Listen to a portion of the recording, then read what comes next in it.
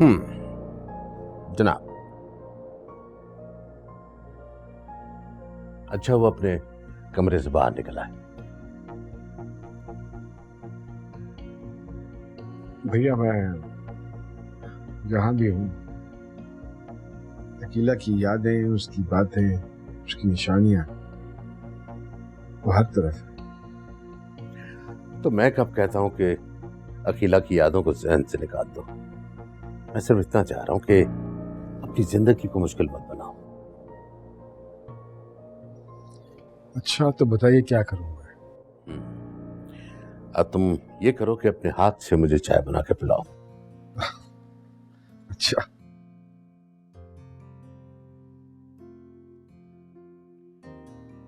आदिल मियां, मेरी मानो तो अब इस डिप्रेशन से निकल आओ।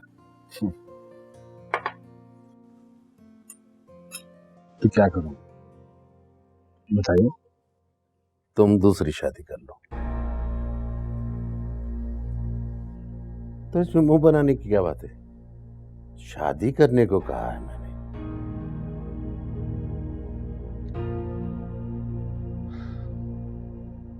पॉसिबल नहीं है मेरे लिए, तो बिल्कुल पॉसिबल नहीं। आप क्या समझते हैं भैया कि अकेले की जगह कोई और दूसरी औरत ले सकती है?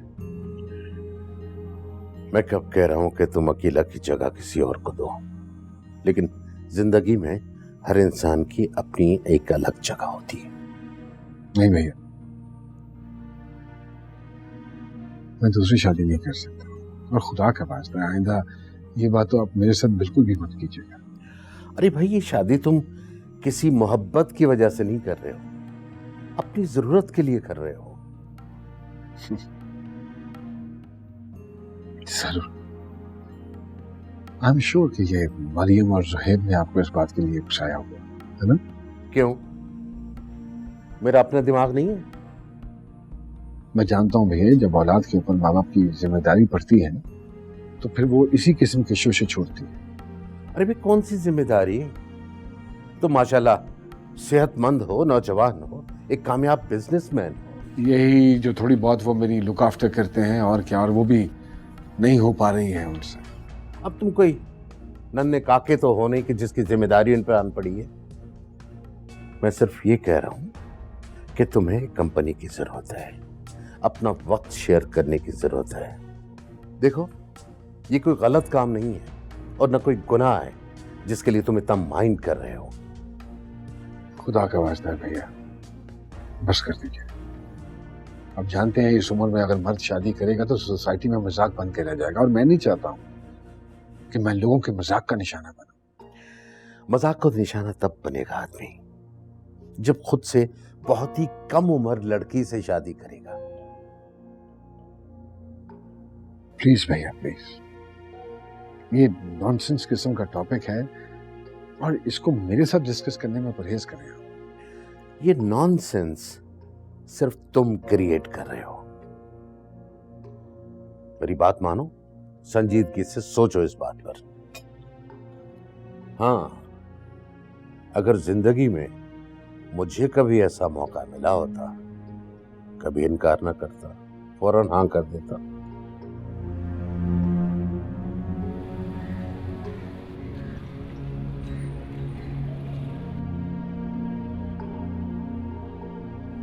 कैसे कटेगी ये जिंदगी,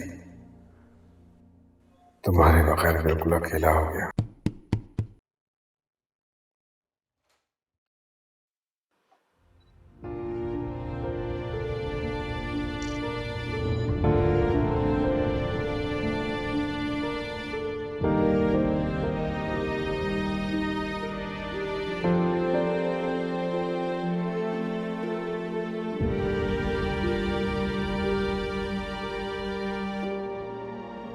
डैड, आप खाने पे नहीं आए?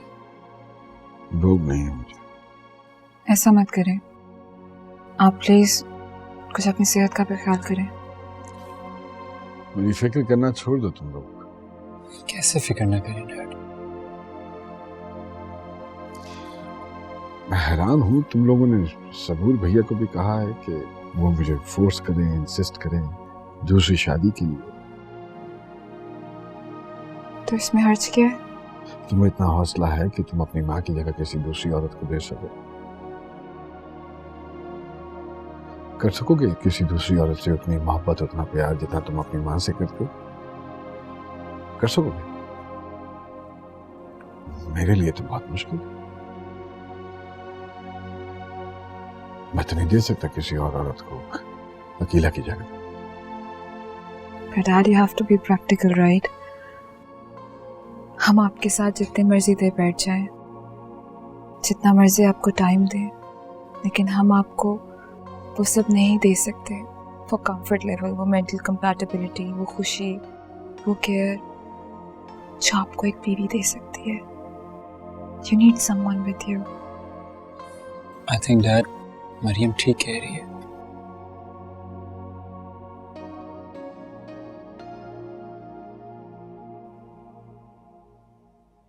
तो तुम भी यही चाहते हो?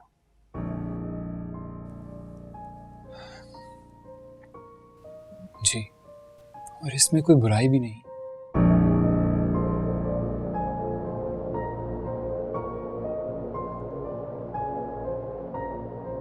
तो ठीक है, तुम्हें डिसाइड करना पड़ेगा कि तुम्हारे नजदीक मेरी इंपॉर्टेंस ज्यादा है या तुम्हारी फैमिली की।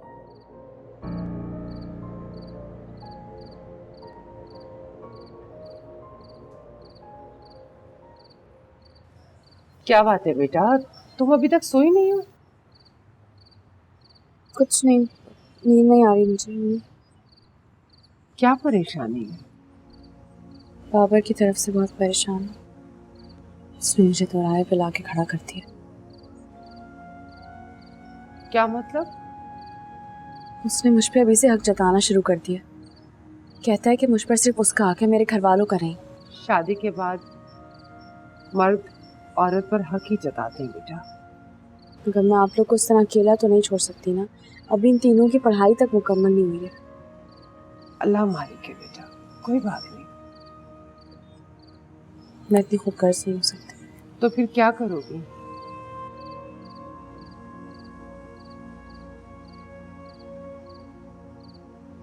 कोई ना कोई फैसला तो करना पड़ेगा।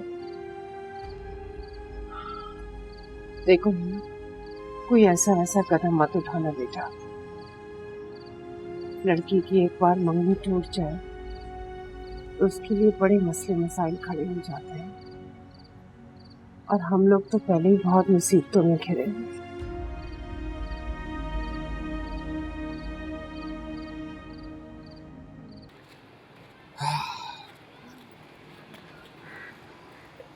तो हमें किसी ऐसी खातून का इंतखाब करना है जो अधेड़ उम्र हो और बच्चे ना पैदा कर सके। लेकिन ये कैसे करेंगे कि वो तुम्हारे बाबा की प्रॉपर्टी में से हक ना मांगे या फिर ज़्यादा हक महर ना मांगे? तो हम एक काम करेंगे ना, शादी से पहले एक स्पेसिफिक अमाउंट डिसाइड कर लेंगे और उसको एग्रीमेंट दे देंगे, सो दैट वो हमें कभी बाद में बॉदर ना करे। और तुम्हारे ख्याल में ये अमाउंट कितनी होनी चाहिए? यही कोई 8-10 लाख। क्या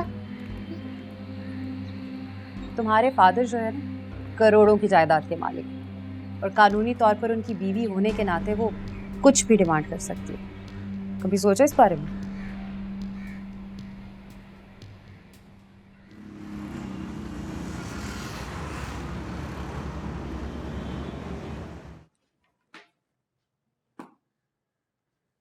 कहाँ गए सब?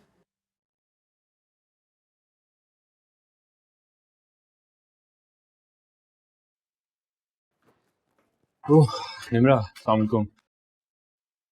वालेकुम सलाम। बहुत अच्छा किया तुम आ गई। एक्चुअली एक बहुत इंपॉर्टेंट बात करनी है तुमसे।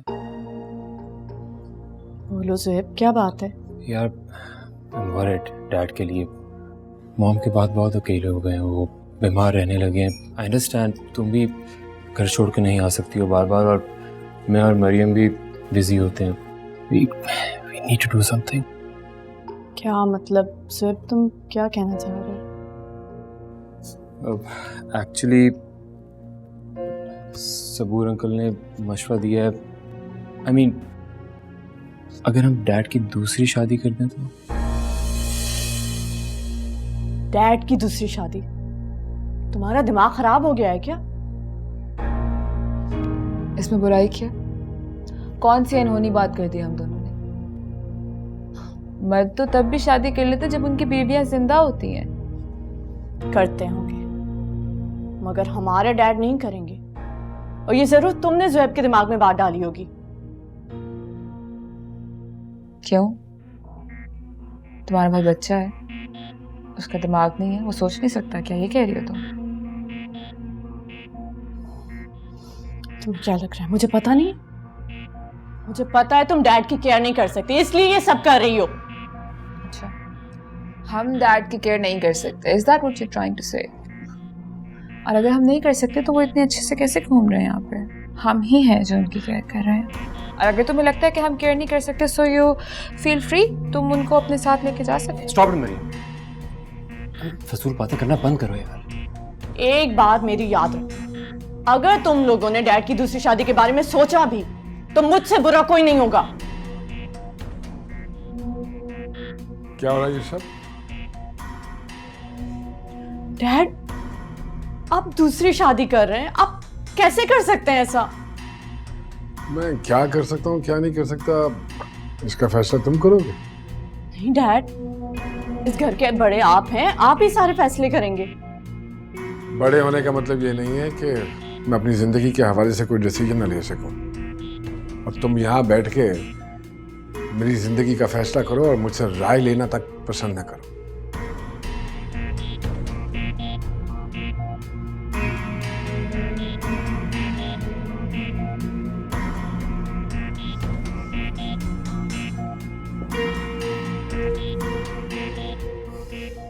तुम्हें क्या जरूरत है अभी ये बात करने की डैड से?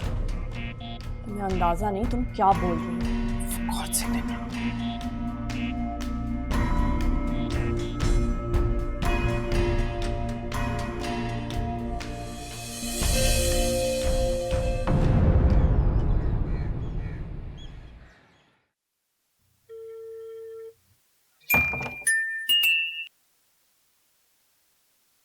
हेलो। अस्सलाम वालेकुम दी, कैसी हैं आप? मैं ठीक हूँ, तुम बताओ तुम्हारे ससुर के रिश्ते का क्या बना? नम्रा बहुत फर्स्ट क्रिएट कर रही है। क्यों, उससे क्या मसला है? आई डोंट नो, मुझे इरिटेट कर रही है। आई थिंक कि उसे अपने शौहर और ससुराल वालों की टेंशन है। अच्छा छोड़ो, मेरी बात सुनो, मैं तुम्हें स्नोबर के बारे में बताना चाहती हूँ। मेरी दोस्त है और तुम्हारे ससुर के लिए बिल्कुल परफेक्ट रिश्ता है। दैट्स परफेक्ट, एंड ऑनेस्टली हमें भी किसी ऐसे रिश्ते की तलाश थी जिसमें कोई कॉम्प्लिकेशंस ना हो। अरे हाँ भाई, मिडिल एज है, करोड़ों की जायदाद की मालिक है, बेवा है, सिर्फ तन्हाई दूर करने के लिए शादी करना चाहती है। परफेक्ट। हमें भी कोई ऐसी औरत थी, आई थिंक बेहतर रहेगी हमारे लिए। Of course. ऑनेस्टली आप भी कोई कॉम्प्लिकेशंस नहीं होंगी तो कब बात हो सकती है मेरी उनसे? मैं तो कहती हूँ तुम उससे फौरन अपनी सास बना लो, इस रिश्ते को हाथ से जाने मत देना। Definitely not. तुम बस ये नंबर नोट करो। वेट,